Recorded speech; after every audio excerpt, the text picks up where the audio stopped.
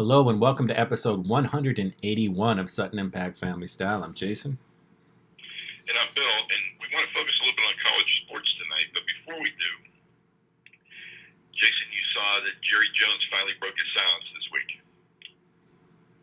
He did. And Jerry Jones have had nothing to say for a lot of this. Comes out and says we're going to have at least 40,000 fans in the stands. Mm-hmm. 40,000. It's a big number. It's a big number. And I don't know how that's going to work, but 40,000 fans. And I know that if he can, he'll fill it. So, and he's in Texas, so there's going to be a little bit more leeway there. But at the same time, so 3 days later, the Falcons announced that they're not going to have any attendance at all in September, and they're going to play it by ear. And I think, some teams have said they've already given fans the opportunity to opt out. I know the Eagles have said they're not going to have fans for the season, and I think that was part by the mayor of Philadelphia as well. But there's been, this is again like everything else in our country right now. It's catch as catch can, figure it out. Everybody's doing their own thing. There's no uniformity. And, it's a bad thing. I mean, it's going to be a tough thing if one team can have fans and another team can't have fans, like California teams. We know the Raiders aren't going to have fans, and that's a brand new stadium. So there's a lot up in the air, a lot of crazy stuff, a lot of inconsistency. Well, I can tell you as someone that works on a major television show, we are in now week 3 of COVID prep. And Yep. it's just so much just to try and make it safe enough so that we're able to get up and start filming again. We've gotten rid of probably 40% of the office furniture in the entire building. We're building little pods. Stuff I saw when I was on set, a lot of stuff is gone. A lot of stuff is gone. There's gonna be all kinds of crazy rules for actors. We're gonna have a lot of our extras are gonna be digital. We're gonna have very few extras on set. We're making little pods for each person to be in. So instead of normally the entire crew is on stage, and now it's going to be individual departments will go in by themselves and come out by themselves. So just trying to make it safe so that we can shoot a show legally. I mean, I can't imagine trying to get 40,000 fans in. Plus, the budget for testing on our show is through the roof. So, I mean, there's so much to do and so much to take in and so many voices to listen to. It's just crazy right now. I couldn't imagine trying to... You've been prepping for 3 weeks, right? Yes. How many more weeks do you think you have to prep before you can film? Oh, I think we're still a month away from filming. We haven't been given the green light to film. We don't even have the green light to bring everybody back. Like I said, it's a very small group of us getting everything ready from a legal standpoint here. And just, the paperwork is through the roof. And I know TV and film is a little bit different than everything else. But, I mean, I think a lot of what we're seeing with the NFL, and we'll get to the NCAA, I mean, the legal ramifications of people getting sick or getting COVID and spreading when you're here or, in a building that, everybody's part of is pretty insane. And, that's the biggest fear is they don't want, an actor to come down with it or, like a football team, one person gets it, that we see with baseball, the Cardinals have played like 7 games this year. Yeah. And we saw that, Oklahoma gave their players a break to go home. Yeah. And 14 of them came back with COVID. Yeah, I Which do. goes to my point. I do think, and this might start our college discussion, but I do think the players are safer being in their bubble with the football team or whatever it is, whether they play or not. I'm not making a decision they should play or they shouldn't play, but I think if they have uniform medical care and they have meals and they're being taken care of, they're better there than left to their own devices at home. Right, but that brought up that other point I was talking about offline that a lot of people are saying that while that's certainly a safer way to do it, if you give the student athlete, the football player, extra testing, any sort of bubbled extra, if you treat them different than other student athletes and other students to a certain degree, then you can't say they're student athletes anymore. And you're having to call it what it is. Yeah. Here's news, though. The University of North Carolina, Chapel Hill becomes the first college to send students home after reopening a mid-COVID break. So they opened and shut. Yeah, I mean, you saw, there's been a bunch of grade schools, too, and high schools, where they try to open, you get an outbreak, all of a sudden 50 kids have it, and you're shutting their school back down again, which is, Yeah. I don't know what you can do with that, It's a crazy, I don't know crazy what you can time. do. I don't know what you can do either. No. This is a crazy time. Well, let's talk about it. So initially, the Big Ten and Pac-12 said they're not going to play, and Right. the other schools said that the other conferences, the ACC, the SEC, the Big 12 said they were, along with the American Athletic Conference, which is USF, UCF, and a couple other smaller ones said they're going to play. In fact, the American Athletic Conference said they're going to play 12 games. And they're the only ones saying they're going to play 12 games. Right. So the Big Ten's going to play 9 conference games plus 1 exhibition game. I think the SEC is the same thing, and I think the ACC is the same thing. They're all playing like almost all conference opponents and then 1 external opponent, and that's what they're going to do. Now, do I believe they're going to play? I do believe they're going to play. Do I believe they're going to make it all the way through the season? I don't think so, but I do think the end of September you're going to see an opening weekend in college football. How long it lasts, I don't know, but I think you're going to see it. Just because, for the sole reason that it is, if we've never thought it's about money before, now we know it's about money. Because these schools and these towns that are set up to support, that they take their livelihood off the college being there. Right. There's a lot of money at stake. I mean, probably multi-billions, maybe even trillions across the United States here, all at risk from football games not happening. So, but then you open up the other thing, like, well, how much is a life worth?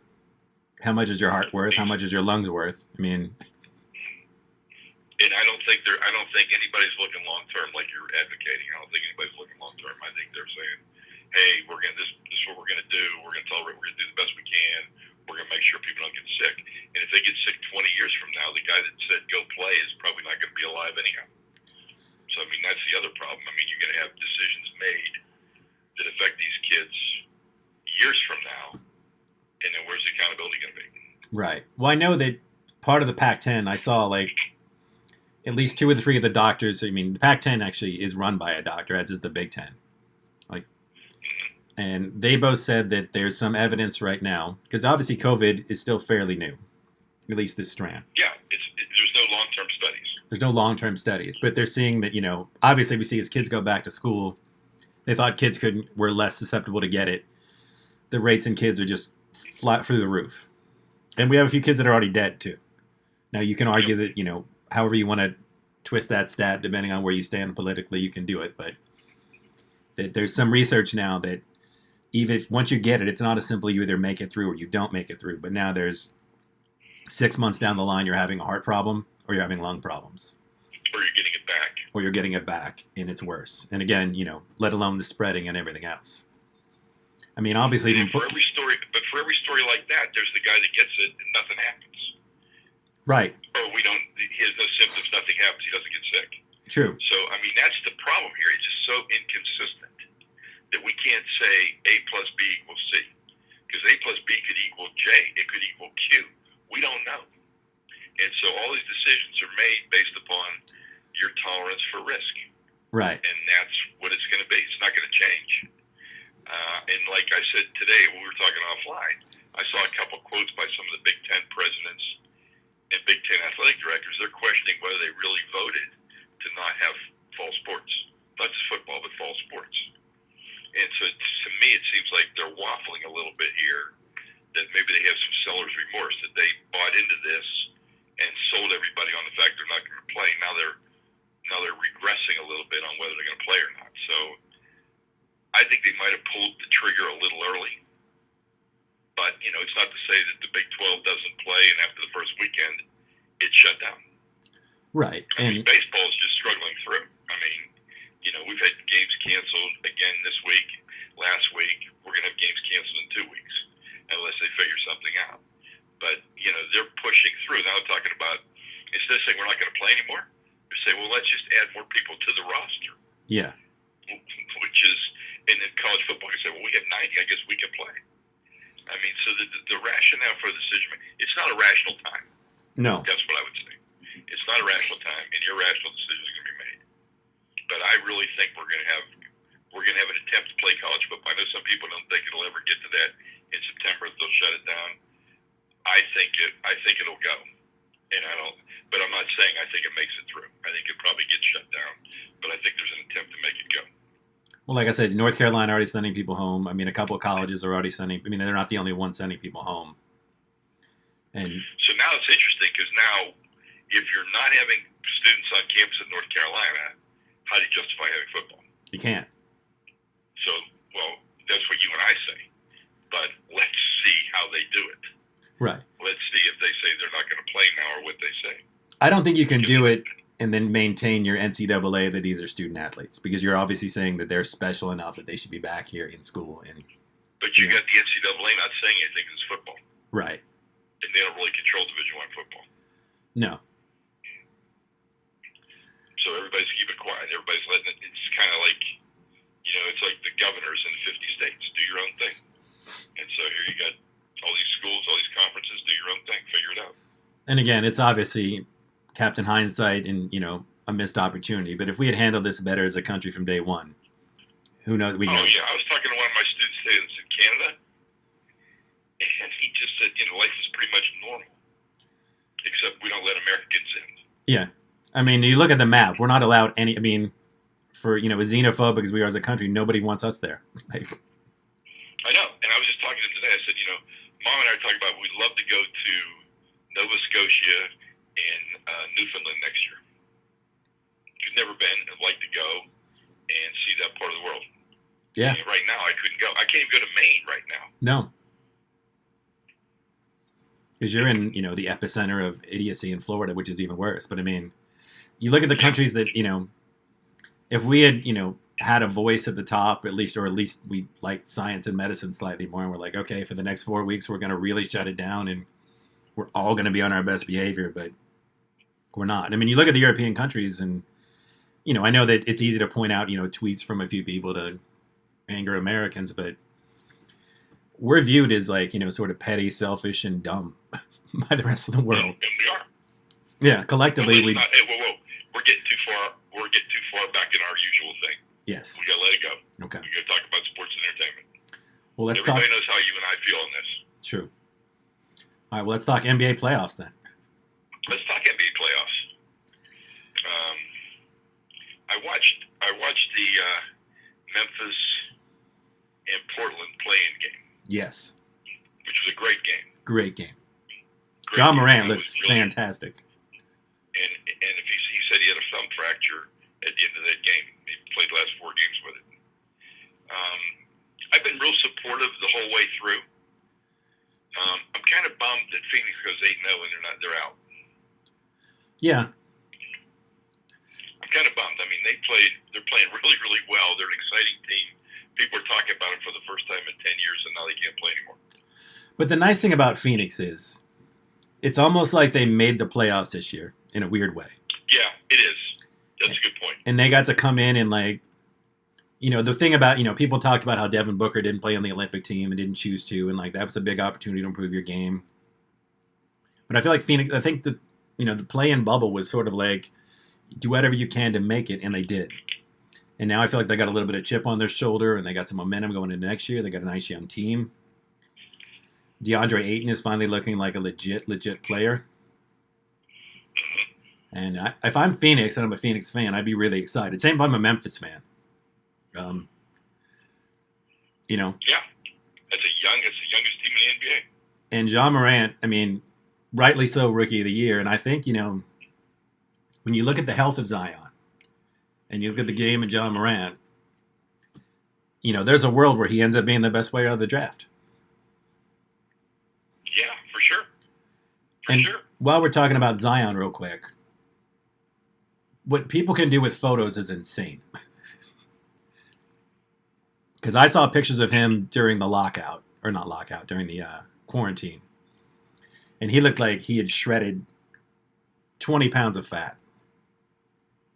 And then you saw him in that first game, and he looked exactly the same. And it just goes to show you, like, an Instagram photo is not a real photo. Because he wasn't the only one either, but, I mean, he's going to have to get serious with his diet and his workout routine. And I know it's tough in a city like New Orleans, but he's going to have to try and weigh because he's just too heavy right now. For sure. And that team, for sure. I know they just fired their coach, and they're talking about either Ty Lue or Jason Kidd coming in here and being the new coach, which I'm sure is slightly exciting. But Lonzo looked Ty like Lue has ties to David Griffin right, from his time in Cleveland. but Lonzo looked like he quit on that team. He was not here to play in the bubble.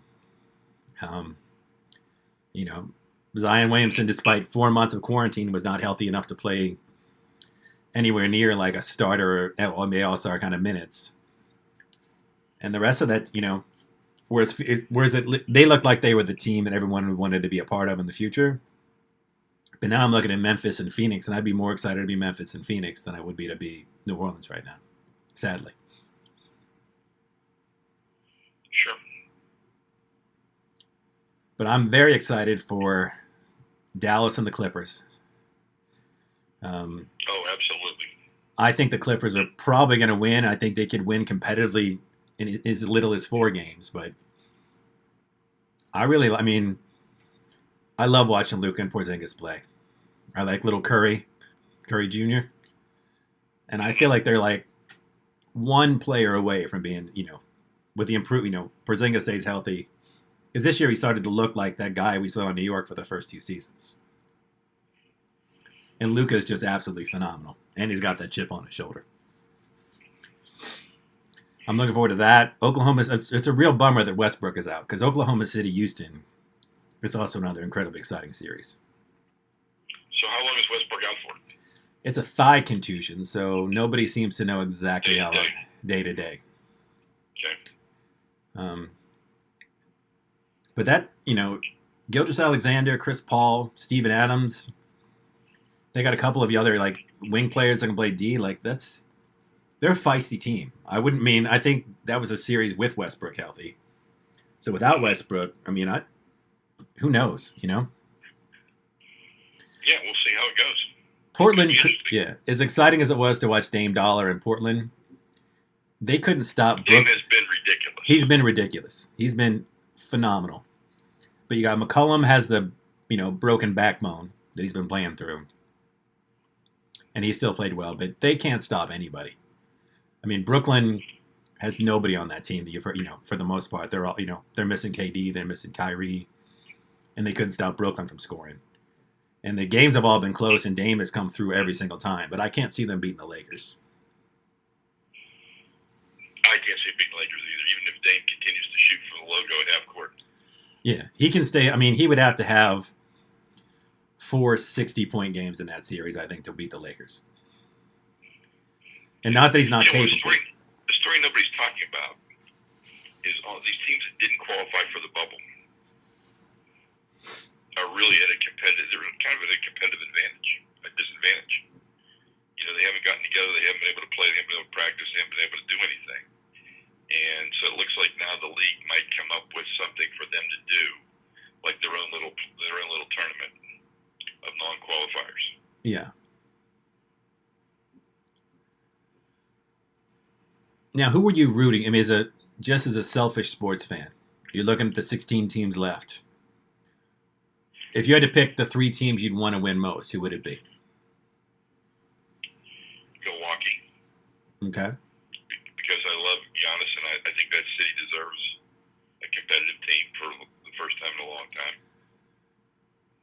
Oklahoma City, because, despite losing Harden and Russ and Durant and all these players, they're competitive and they're good. And it's kind of fun to see what a team with limited star power can do. And let's see. Houston, because I'm curious. It's funny. I'm curious to see if that offense can play against more talented teams or bigger teams, and see if anybody can slow them down and figure out what they can do. And plus I was soft spot in my heart for Russ. So those are 3 teams I'm interested in. And I like the Heat, but I'm just a fan because I like the players and I like the organizations. Yeah, my one is Giannis and the Milwaukee Bucks. I think Giannis is a great player. He's a great story. Like, I love watching that guy play. I like his competitiveness, and I would like to see him get a ring.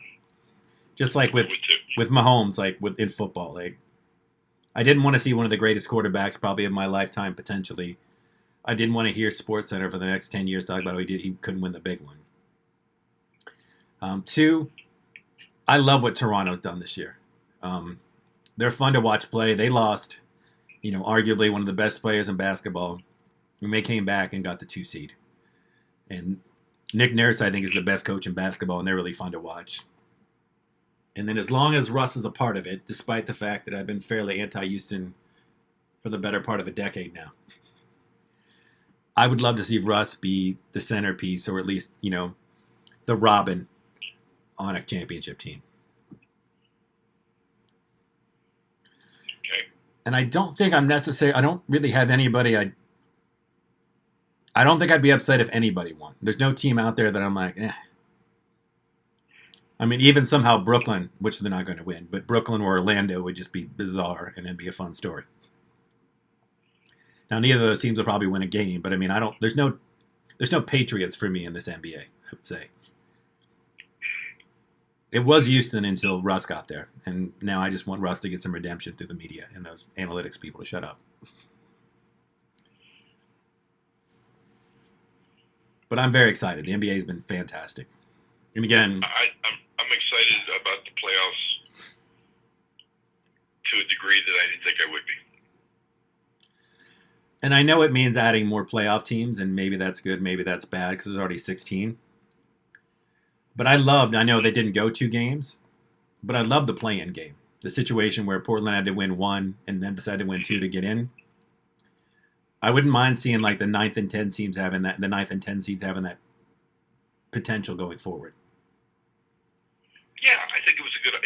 Just like the NCAA did it with what they call the first 4. Yeah, I like that format. I think it's exciting. I think it takes a game where you're waiting for March Madness.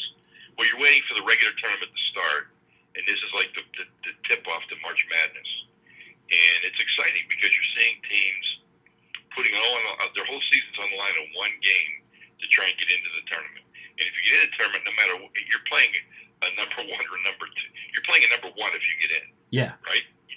Oh, yeah. So you're not going to play another game. This is really your whole tournament. And so you really are putting it all out there for this one thing, which I really like. I loved it. I thought it was great. And again, I think, if you're next year, if you're the Phoenix team, you're an up-and-coming team, to get that last, shot to get in the playoffs is really exciting. And I'd love to see it. I'd love to. It could be really, really good. So, like I said, I'm excited. Everything starts, today? It's today. Denver already won. Brooklyn is getting crushed. And the big game, I think, tonight is Boston-Philly. Yeah, it's an interesting series. Because Ben Simmons is obviously out. Yep. And Joel Embiid, maybe the most disappointing player in basketball for the last 3 or 4 years, I would say. Because when he's on and he wants it, he is one of the top 5 players in the NBA. But as Charles Barkley and Shaq have gotten on him, and countless others have, and I don't want to just jump on the bandwagon, but it seems like he doesn't always try, and he doesn't always bring it. Despite being, criticized for 3 straight seasons, he's never come in shape. And, like when he's on, he's just unstoppable, but he just doesn't do it all the time. And he talks the right game, but it just doesn't show up, Yeah. And, I don't know what you do with that team. I mean, you think if the Celtics blow them out, they break them up? I think you at least got to fire you fire the coach regardless. I mean, hopefully you're not. It seems like that team has a really nice general manager and owner that keeps saying, well, so-and-so was hurt, and that's why we'll give Brett Brown another year. But, I mean, I think there's a way that if you're a smart coach, unless they just, they're Kobe and Shaq and they hate each other, you should be able to make Ben Simmons and Joel Embiid work along with other players.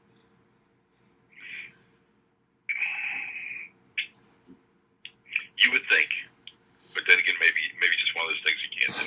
It could be, yeah. Like I said, it could be one of those that's just never going to happen. But, I'd like to see a tryout. I mean, they're two talented players that are young and incredible. So So I want to interrupt our NBA thing for just a second. Arrowhead Stadium is going to be at 22% capacity for their opener. okay, So 1 in 5 fans will get to go. But let's stick on our NBA. I just wanted to just throw that in there, just yeah, to kind of just lighten you, let you know what's going on. no, definitely. I mean, it's a weird one, 22%. Well, since we're talking about the NBA, and we haven't talked about this before, okay, of the teams that didn't make the bubble, Okay, obviously Phoenix has a lot of hope for next year. very much so. Okay, of the remaining teams, which team or organization do you think is the most hopeless? The most hopeless. Hopeless. Oh, I don't like what Cleveland has on the table right now. Okay. Sacramento, obviously, Darren Fox looks great, and I know that Vlade stepped down, and they're making some changes, but that team always seems to just be in a bad place. I'd be lying. That's my pick. Yeah, They're my pick. Because you can't be in the lottery this many consecutive years and still be this bad. no, Unless you're how you're assessing talent, or else how you're putting the talent together is one of those two things is at fault. yeah, I would love to see De'Aaron Fox on another team because I loved him when he was in college. and again, you got a guy like Buddy Hield who you paid a bunch of money to. Now he's your sixth man, which I know is an important role in the NBA, but he's unhappy. You drafted Marvin Bagley over a couple of really good players that have come after him. He can't stay healthy. Luka Doncic. Yeah, especially Luka Doncic, and even Trae Young. I mean, let's be honest, Yeah. And I don't know what you have there. So, I mean, that's a depressing situation. Obviously, you can't throw out. You got to throw the Knicks in every conversation as long as Dolan is the owner. You got to throw the Knicks in. You got to throw Charlotte in too. Oh, Charlotte, I almost forget. Hasn't gotten it done. No. Charlotte is one of the reasons you would want to go with like soccer regulation or whatever. Where do they send the team down to the? Oh yeah. Because a G League team, I feel like could compete with Charlotte from time to time. And again, I don't know. I mean, what is your hope at Charlotte? At least Sacramento has De'Aaron Fox. Cleveland seems to like Darius Garland a lot. I think those are the ones you'd be the least happy with. And then Minnesota, I don't know what you have there. You got a bunch of money. There either, and they're for sale. And so, if the owner of the Vikings buys them, that would seem to be a good model, like the Saints Pelicans model. Yeah. That would seem to be a good model. And if KG buys them, you would think that's a good thing because it's a former player buying the first team he ever played for. And it's KG. See some value. Yeah. See some value in that. He's the all-time best Minnesota Timberwolf. Incredibly charismatic. People like him. He was good in Uncut Gems as an actor. Like, at least you have a fun front of the franchise to have in front of you. But Karl Anthony Towns is a guy that I don't know what he is. I know he's got all the talent in the world, but they don't win. And you add D'Angelo Russell, who doesn't play defense and doesn't seem to be on winning teams very often. So, that's your future. And I don't know what that future is. And again, that's why I think these teams have to get a chance to play together. Yeah. And do something. What Mitch Kupchak said is that he thinks it's a competitive disadvantage for teams not being part of the NBA's restart. It's like it's akin to maybe 1.5 seasons missed. I don't know about that. But at the same time, I do believe they're a disadvantage. But it's a huge advantage for a team like Golden State. Sure. Who's been in the finals, 4 of the last 6 years? Yep, and again, everybody back and healthy. And Right. you can have a really high draft pick. Yeah, It doesn't seem fair, does it?